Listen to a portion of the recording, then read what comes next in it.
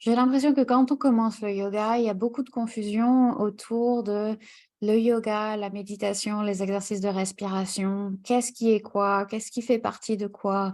Est-ce que le yoga et la méditation, c'est la même chose ou est-ce que c'est différent? Donc, je voulais juste aborder ce sujet aujourd'hui pour voir si on peut éclairer tout ça.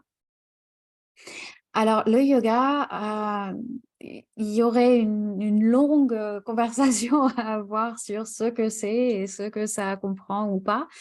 Mais je vais essayer de faire vraiment au plus simple pour, voilà, pour simplifier et pour que vraiment les choses soient plus claires de la manière la plus simple possible. Je me répète beaucoup, je suis désolée.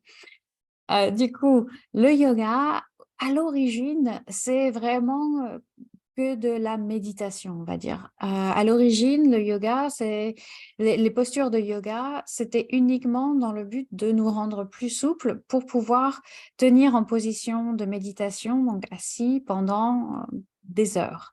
Et si vous avez déjà essayé de faire de la méditation pendant plus de quelques minutes, vous vous rendez compte que votre corps vous parle très rapidement, que c'est pas quelque chose de facile. Donc, ces postures étaient à l'origine simplement pour, avoir un corps qui ne soit pas douloureux, pour ne pas nous distraire trop pendant la méditation.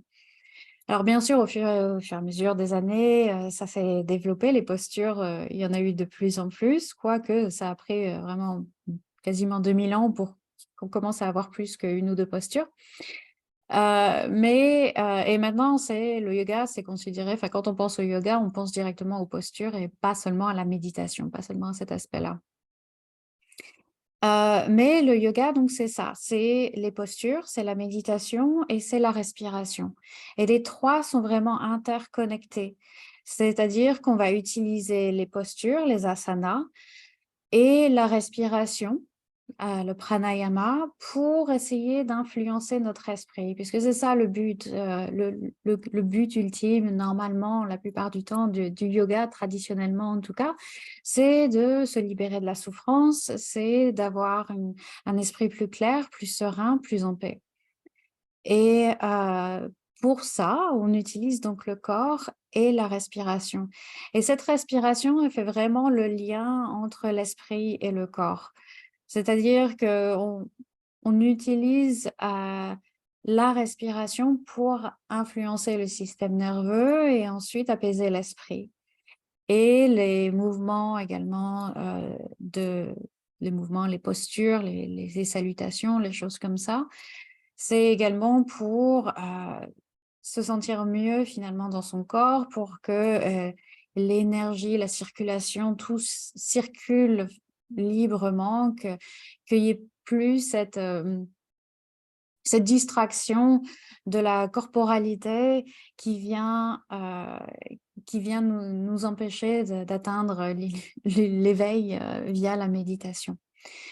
Donc il y a vraiment cette interconnexion entre les différents éléments de l'esprit, le corps et la respiration qui fait qu'à la fin d'une séance de yoga, ben, on se sent beaucoup plus calme en général, beaucoup mieux dans sa peau et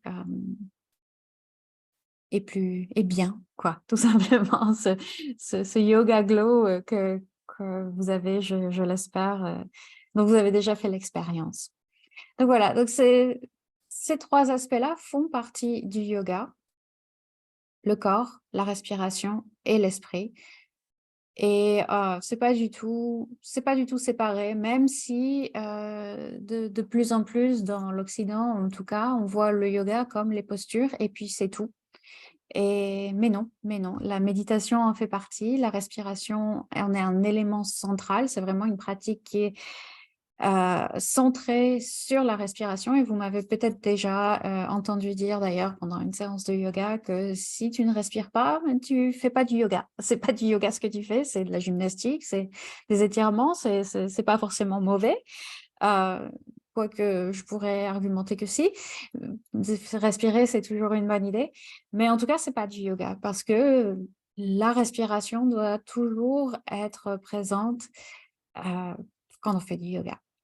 Voilà, j'espère que ça a éclairci un petit peu le sujet. Si vous avez la moindre question, n'hésitez pas à me l'envoyer et merci, à bientôt.